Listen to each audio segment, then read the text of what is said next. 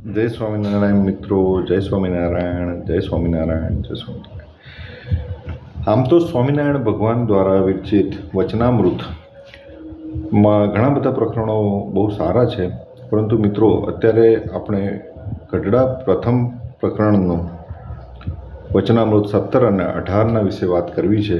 આ બહુ અદ્ભુત વચનામૃત છે, જે સત્સંગમાં કુસંગમાં મોડી વાત કર્યાનું અને વિષય ખંડનનું હવેલીનું આ પ્રકારે છે.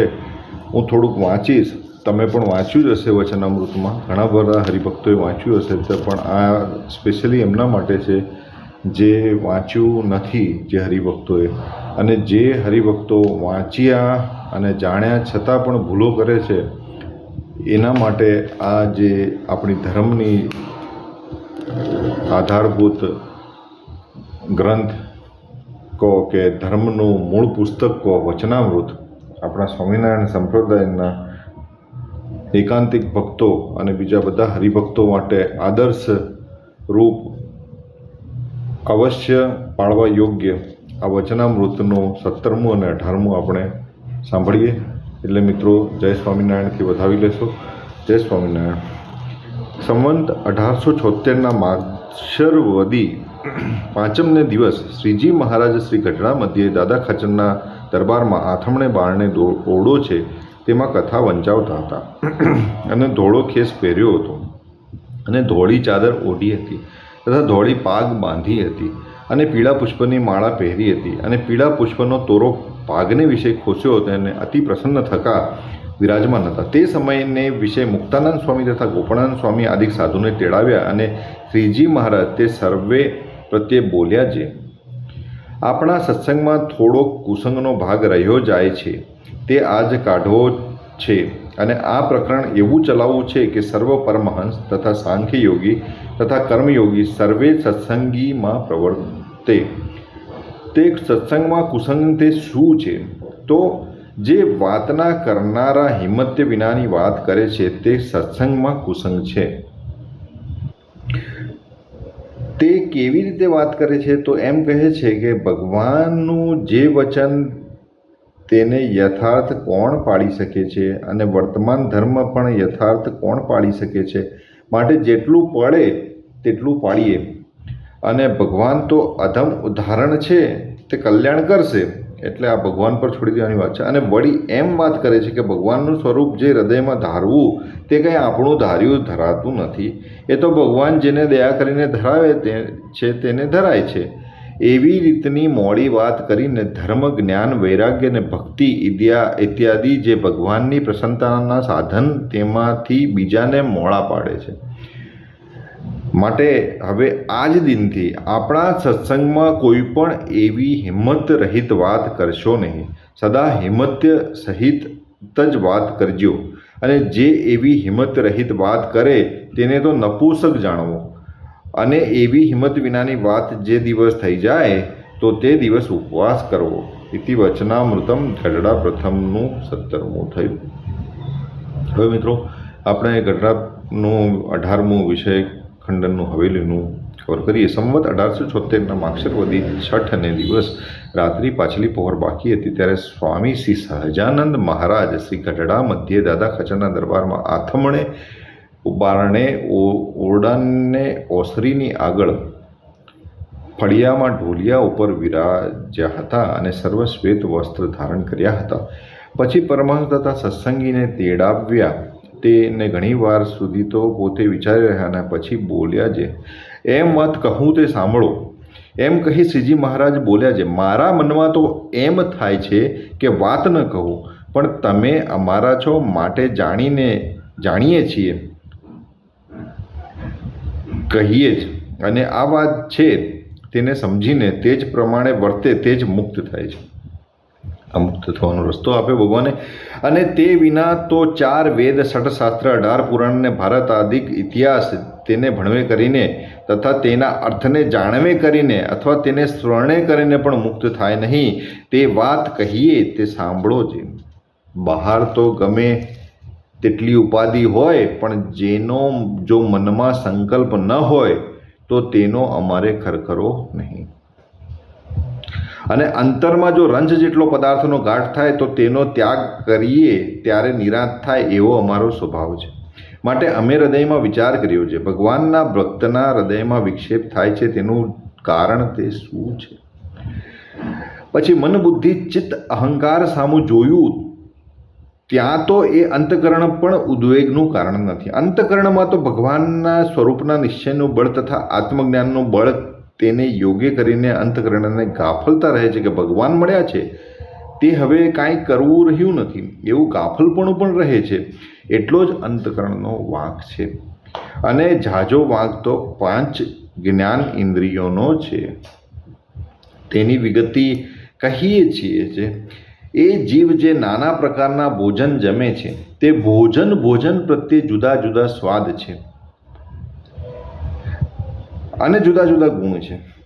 તે ભોજનને જ્યારે જમે છે ત્યારે તે ગુણ અંતકરણમાં તથા શરીરમાં પ્રવર્તે છે. અને જો લીલાગર ભાંગ પીવે અને તે પ્રભુનો ભક્ત હોય તોય પણ લીલાગર ભાંગને કેફે કરીને વર્તમાનની ખબર રહે નહીં અને પ્રભુના ભજનની પણ ખબર પડે નહીં. એમ અનંત પ્રકારના જે આહાર તેના ગુણ પણ લીલાગર ભાંગની પેઠે જ અનંત પ્રકારના છે, તેનો ગણતા પણ પાર આવે નહીં. તેમજ એ જીવ સ્ત્રોત દ્વારે અનંત પ્રકારના શબ્દને સાંભળે છે, તે શબ્દના પણ અનંત પ્રકારના ગુણ જુદા જુદા છે. આ શબ્દની માયાજાળ છે. તે જેવો શબ્દ સાંભળે છે તેવો જ અંતકરણમાં ગુણ પ્રવર્તે છે. જેમ કોઈક હત્યારો જીવ હોય અથવા કોઈક પુરુષ વ્યભિચારી હોય અથવા કોઈક સ્ત્રી વ્યભિચારિણી હોય અથવા લોક અને વેદની મર્યાદાને લોભીને વર્તતો હોય એવો કોઈક જીવ ભ્રષ્ટ જીવ હોય, તેમની જે વાત સાંભળવી તે તો જેવી લીલાગર ભાંગ પીવે અથવા દારૂ પીવે એવી છે. માટે તે વાતના સાંભળનારાના અંતકરણને ભ્રષ્ટ કરી નાખે છે અને ભગવાનનું ભજન સ્મરણ તથા વર્તમાન તેની વિસ્મૃતિ કરાવી નાખે છે. તેમજ ત્વચાના સ્પર્શ પણ અનંત પ્રકારના છે અને તેના ગુણ પણ જુદા જુદા અનંત પ્રકારના છે. તેમાં પાપી જીવનો જે સ્પર્શ તે જ ભાંગ દારૂના જેવો છે. માટે તે સ્પર્શનો કરનારો હરિભક્ત હોય તેની પણ શુદ્ધ બુદ્ધને ભુલાડી દે છે. તેમજ રૂપ પણ અનંત પ્રકારના છે અને તેના ગુણ પણ અનંત પ્રકારના જુદા જુદા છે. તે કોઈક ભ્રષ્ટ જીવ હોય ને જો તેનું દર્શન થયું હોય તો જેમ લીલાગર ભાંગ તથા દારૂ પીધે ભૂંડું થાય તેમજ તે પાપીના દર્શનના કરનારોનું પણ ભૂંડું જ થાય અને બુદ્ધિ ભ્રષ્ટ થઈ જાય છે. તેમજ ગંધ પણ અનંત પ્રકારના છે અને તેના ગુણ પણ અનંત પ્રકારના છે. તે જો પાપી જીવના હાથનું પુષ્પ અથવા ચંદન તેની જો સુગંધ લે તો પણ લીલાગર પીધે બુદ્ધિ ભ્રષ્ટ થાય છે. તેમજ બુદ્ધિ ભ્રષ્ટ થાય છે. આ બુદ્ધિ ભ્રષ્ટ થવાનું કારણ શું છે એ તમે જાણ્યું? આ બધા વ્યસનની આ બધા પાપી જીવો આપણી પાસે આજુબાજુ બહુ ફરે છે. આપણે એમના સત્સંગ કરીએ, આપણે એમના સંપર્કમાં આવીએ, એની સંગત કરીએ તો આપણા ઉપર શું અસર પડે એ ભગવાને સ્પષ્ટ કહ્યું છે. એવી રીતે જેમ ભૂણાને યોગ્ય કરીને જીવની બુદ્ધિ ભ્રષ્ટ થાય છે તેમજ પરમેશ્વર અથવા પરમેશ્વરના સંત, શુદ્ધ સંતની વાત છે, એવા સંત જે ખરેખર પરમેશ્વરનું ભજન કરે છે અને ખરેખર નિરાસક્ત છે, ખરેખર આસક્તિ રહિત છે અને સંપ્રદાયમાં પૂર્ણ રૂપે લીન છે, એકાંતિક છે, એવા પરમેશ્વરના સંત તેને યોગ્ય કરીને જીવની બુદ્ધિ સારી થાય છે. અને જીવની બુદ્ધિ ભ્રષ્ટ હોય તો પણ ભગવાન અને સંતના શબ્દને સાંભળવે કરીને ઉત્તમ થાય છે. એટલે આ જે આપણે ભગવાન અને સંતના જે શબ્દ જે આ હું તમને સંભળાવી રહ્યો છું, મારામાં કોઈ સંત હોય નહીં હોય મને જાણતો નથી, પરંતુ જો કોઈ પરમાત્મા મને એ લાયક બનાવે તો ભગવાન તમારો બહુ આભાર કે અમે સંત બનીએ, ભલે સંસારમાં રહીને પણ સંત થાય એવું કંઈ કરે ભગવાન, એવી કોઈ આશીર્વાદ કૃપા કરે તો ભગવાનનો બહુ આભાર. અને જો આપણે એ જીવની બુદ્ધિ ભ્રષ્ટ હોય તો પણ ભગવાન અને સંતના શબ્દને સાંભળવે કરીને ઉત્તમ થાય છે. એટલે આ ભગવાનના શબ્દો છે, આપણે વાંચીએ છીએ, હું બોલું છું, તમે સાંભળો છો, એટલે સાંભળવાથી પણ તમારું ઉત્તમ થાય છે. તેમજ તેમને સ્પર્શે કરીને પણ મતિ ઉત્તમ થાય છે. અને વર્તમાનને આડે કરીને મોટા સંતનો સ્પર્શ ન થાય તો તેના ચરણની રજ લઈને માથે ચડાવી તેને કરીને પવિત્ર થાય છે. આ મોટા સંત શુદ્ધ સંતની વાત છે, બધા સંતોની વાત નથી. અને તેમજ ખોટા સંતને દર્શને કરીને પણ પવિત્ર, મોટા સંતને કરીને દર્શને કરીને પણ પવિત્ર થાય છે. પણ વર્તમાન રાખીને દર્શન કરવા તેમજ તે મોટાની પ્રસાદી છે તેને જમવે કરીને પણ પવિત્ર થાય છે. તેમાં પણ વર્ણ આશ્રમની મર્યાદા પરમેશ્વરે બાંધી રાખી છે. તે મર્યાદાને રાખીને પ્રસાદી લેવી, આવું કહ્યું છે. ભગવાને વર્ણાશ્રમનું સમર્થન કર્યું છે. અને જેને ન ખપે તેને સાકરની પ્રસાદી કરાવીને પ્રસાદી લેવી, તેમજ તે મોટા પુરુષને ચઢ્યું એવું જે પુષ્પ, ચંદન અને સુગંધીના લીધે પણ બુદ્ધિ નિર્મળ થાય છે. તે માટે એ પંચ વિષયને સમજ્યા વિના જે ભોગવશે એને સારસારનો વિભાગ નહીં કરે અને તે નારદ જેવો હશે સંકાદિક જેવો હશે તો પણ તેની બુદ્ધિ ભ્રષ્ટ થઈ જશે. તો જે દેહાભિમાની હોય અને તેની બુદ્ધિ ભ્રષ્ટ થાય એમાં તો શું કહેવું. તે સારું એ પંચ ઇન્દ્રિયોને યોગ્ય અયોગ્ય વિચાર્યા વિના જે મોકળી મેલશે તેનું અંતકરણ ભ્રષ્ટ થઈ જશે. પંચ ઇન્દ્રિયોનો વાત છે એવું ભગવાને સ્પષ્ટ કહ્યું. અને પંચ ઇન્દ્રિયો દ્વારે જીવ જે આહાર કરે છે તે આહાર જો શુદ્ધ કરશે તો અંતકરણ શુદ્ધ થશે, અને અંતકરણ શુદ્ધ થશે તો અખંડ ભગવાનની સ્મૃતિ રહેશે. એટલે આહારનું કેટલું મહત્ત્વ છે મિત્રો, તમે સમજી શકો છો. એટલે આહારથી શું અસર થાય છે આપણા મન, એ પણ તમે સમજી શકો. અને જો પંચ ઇન્દ્રિયોના આહારમાંથી એક ઇન્દ્રિયોનો આહાર મલિન થાય, આ ઇન્દ્રિયોના આહારની વાત છે, તો અંતકરણ પણ મલિન થઈ જાય છે. અને ભગવાનના ભક્તને ભગવાનના ભજનને વિશે જે કોઈ વિક્ષેપ આવે છે તેનું કારણ તો પંચ ઇન્દ્રિયના વિષય જ છે, પણ અંતકરણ નથી. અંતકરણ નથી. અને આ જીવ છે જે તે જેવી સોબત કરે છે તેવું એનું અંતકરણ થઈ જાય છે. સોબત કરનાર સાવની, તમને બધું સાંભળ્યું જ છે, તમે બધા જાણે જ છે કે સોબતથી શું થાય છે. ઘણી વખતે આપણે પણ પોતે ખરાબ સોબત કોઈની બનતા હોઈએ છીએ. એટલે આપણે જો આપણામાં અવગુણ હોય, થોડો ઘણો અવગુણ જો જાણી શકતા હોય કે કોઈક આપણા માતા પિતા કે કોઈ સાચા સંત કે કોઈ હરિભક્ત આપણને આપણો અવગુણ કહે તો એનું ખોટું માન્યા વગર છે ને આપણે એને સુધારો કરવો અને એનામાં પરિવર્તન લાવીને આપણે કોકની સોબત એવી આપીએ જે સારી સોબત હોય. આપણે ખરાબ સોબતના કારણભૂત ના બનીએ, આવું કહેવા માગે છે આ સંક્ષેપમાં. કે આ જીવ છે તે જેવી સોબત કરે છે તેવું તેનું અંતકરણ થાય છે. તે જ્યારે એ જીવ વિષય જીવની સભામાં બેઠો હોય અને તે જગ્યા પર સુંદર 7 માળની હવેલી હોય, તે હવેલીને વિશે કાચના તકતા સુંદર જડ્યા હોય ને સુંદર બિછાના કર્યા હોય અને તેમાં નાના પ્રકારના આભૂષણ તથા વસ્ત્ર પહેરીને વિષયજન બેઠા હોય અને દારૂના શીશા લઈને પરસ્પર પાતા હોય અને કેટલાક તો દારૂના શીશા ભરેલા પડ્યા હોય અને વૈશ્યાઓ થઈ કાર રહી હોય અને નાના પ્રકારના વાજિંત્ર વાજતા હોય, તે સભામાં જઈને જે જન બેસે છે તે સમયે તેનું અંતકરણ બીજી જાતનું થઈ જાય છે. એટલે આ જે સભા છે, આ પિક્ચરો જુએ છે, આ જે ટીવીમાં જે આ પ્રકારની સિરિયલો, આ પ્રકારના જે વેબ સિરીઝ કે પછી આ પ્રકારના જે મૂવીઝ કે આ પ્રકારના જે સોંગ્સ એ જે લોકો સાંભળે છે, જે લોકો એ પણ એ સભામાં જ ભાગરૂપ છે એવું કહી શકાય. કારણ કે એ સભા ચાલી રહી છે અને તમે સભાના પ્રત્યક્ષ દર્શક છો. એટલે તો તે સભામાં જે જન બેસે છે તેને અંતકરણ પણ બીજી જાતનું થઈ જાય. એટલે આપણું અંતકરણ એનું બગડી જાય છે, પછી એ અલગ અલગ પ્રકારના કાર્યોમાં નિમિત્ત થઈ જાય છે. અને તૃણની ઝૂંપડી હોય ને તેમાં ફાટેલ ગોદડીવાળા પરમહંસની સભા બેઠી હોય અને ધર્મ જ્ઞાન વૈરાગ્ય ને ભક્તિ સહળ વર્તમાન ભગવદ્ વાર્તા થતી હોય, તે સભામાં જઈને જે જન બેસે તે સમયે તેનું અંતકરણ બીજી રીતનું થાય છે. માટે સત્સંગ અને કુસંગને યોગ્ય કરીને જેવું અંતકરણ થાય છે તેને જો વિચારીને જુએ તો જાણવામાં આવે કે ગબરગંડની વાત કરે છે. ગબરગંડને તો કંઈ ખબર પડતી જ નથી. માટે આ વાર્તા છે તે છે કે મૂર્ખપણે પશુને પાડે વર્તો હોય તેને તો ન જ સમજાય, અને જે કોઈ વિવેકી હોય અને કાંઈક ભગવાનમાં આશ્રિત હોય તેને તો આ વાર્તા તુરંત સમજવામાં આવે છે. માટે પરમહંસ તથા સાંખ્યયોગી હરિજન તથા કર્મયોગી હરિજન એ સર્વેને કૃપાત્ર માણસની સંગત કરવી નહીં. કુપાત્ર માણસની સંગત ના કરવી, આ ભગવાને સ્પષ્ટ કહ્યું છે. અને સત્સંગ થયા મોર જો ગમે તેવો કુપાત્ર જીવ હોય તો તેને નિયમ ધરાવીને સત્સંગમાં લેવો, પણ સત્સંગમાં આવ્યા પછી કુપાત્રપણું રાખે તો બાઈ અથવા ભાઈ જે હોય તે સત્સંગ બહાર કાઢી મેળવો, અને જો ન કાઢે તો એમાંથી જાજુ ગુંડું થાય. આ એક સ્પષ્ટ વાત જે કરી છે એના વિશે મારે તમને કહેવું છે. હરિભક્તો, તમે તમારા સત્સંગમાં જે કુપાત્ર જીવો છે એને મહેરબાની કરીને હું તમને હાથ જોડું છું, એને બહાર કાઢો, નહીં તો આ સ્વામિનારાયણ ભગવાનના જે સંપ્રદાય છે એની લાજ નહીં રહે અને સંપ્રદાય વેર વિખેર થઈ જશે અને કોઈ એની ઇજ્જત નહીં કરે. એટલે ભગવાન, હરિભક્તો, સંતો જાણે છે ઘણા બધા હરિભક્તોના રહસ્યો. એટલે સંતોએ પણ આ વાત છે ને લેવાની જરૂર છે કે હે ભગવાન, હે સ્વામિનારાયણ ભગવાન, તમને હજુ 200 વર્ષ બી નથી થયા અને આવા હરિભક્તો એ પોતાને એકાંતિક ગણાવીને સત્સંગમાં ખોટા આવી સોબત કુપાત્ર બનીને બધાની સોબતો બગાડે છે, બધાના અંતકરણ ખરાબ કરે છે. એટલે એ જો કુપાત્ર જીવ હોય તેને નિયમ ધરાવીને સત્સંગમાં તો લીધો, પરંતુ જો સત્સંગમાં આવ્યા પછી જો કુપાત્રપણું રાખે તો એને મહેરબાની કરીને સત્સંગમાંથી બહાર કાઢી દો બાપ. અને જો ન કાઢે તો એમાંથી જાજુ ગુંડું થાય. સ્વામિનારાયણ ભગવાને સ્પષ્ટ કહી દીધું છે બાપ. એટલે તમે આનો ઉપયોગ અમલ જલ્દીથી જલ્દી કરો તો સંપ્રદાયમાંથી કચરો બહાર નીકળે અને સંપ્રદાય શુદ્ધ થાય.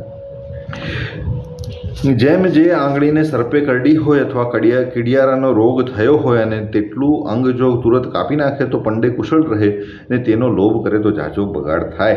એમ જ કુપાત્ર જીવ જાણે તો તેનો તત્કાલ ત્યાગ કરજો. ભલે એના થકી જે દાન પુણ્ય આવતું હોય એ ના આવે સંસ્થાને તો બીજો કોઈ હરીનો લાલ ઊભો થશે બાપ. પરંતુ તમે મહેરબાની કરીને એને બહાર કાઢો.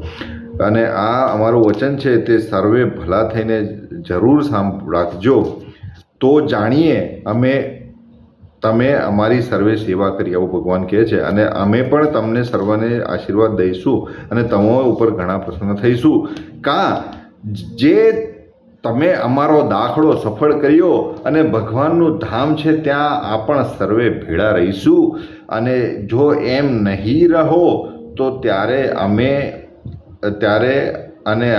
તમારે અને અમારે ઘણું છેટું થઈ જશે અને ભૂતનું કે બ્રહ્મ રાક્ષસનો દેહ આવશે અને હેરાન થશો. અને જે કંઈ ભગવાનની ભક્તિ કરી હશે તેનું ફળ તો રઝળતા કોઈક કાળે પ્રગટ થશે. ત્યારે પણ અમે વાત કરી છે તે પ્રમાણે રહેશો, ત્યાર પછી મુક્ત થઈ ભગવાનના ધામમાં જશો, આવું ભગવાને સ્પષ્ટ કહ્યું છે. અને જો કંઈ અમારા વાદ લેશો તો તેનું તો જરૂર ભૂંડું થશે. કારણ જે અમારા હૃદયમાં તો નરનારાયણ પ્રગટ વિરાજે છે અને હું તો અનાદિ મુક્ત જ છું, ભગવાને કીધું છે. પણ કોઈને ઉપદેશ કરીને મુક્ત નથી થયો. અને મન બુદ્ધિ ચિત્ત અને અહંકાર તેમને તો હું પકડી લઉં છું, જેમ સિંહ બકરાને પકડે છે તેની પેઠે એ અંતકરણને હું પકડું છું. અને બીજાને તો એ અંતકરણ દેખામાં પણ આવતું નથી. માટે અમારો વાદ લઈને જાણે જે ઉપાધિમાં રહીને શુદ્ધપણે રહીશું તે તો નારક સંકાદિક જેવો હોય તેથી પણ રહેવાય નહીં. તો બીજાની તો સી વાર્તા કરવી. અને અનંત મુક્ત થઈ ગયા અને અનંત થશે તેમાં ઉપાધિમાં રહીને નિર્લેપ રહે એવો કોઈ થયો નથી ને થશે પણ નહીં.